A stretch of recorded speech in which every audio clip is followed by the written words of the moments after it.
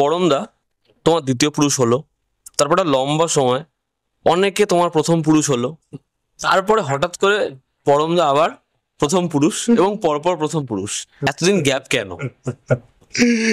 দেখ, একটা জিনিস সবসময় মাথায় রাখতে হবে যে মোটামুটি পরমকে আমি যেই রেঞ্জ অফার করেছি, আচ্ছা প্রথমেই বলে রাখি অটোগ্রাফ কিন্তু পরমের করার কথা ছিল। কোন চরিত্রটা?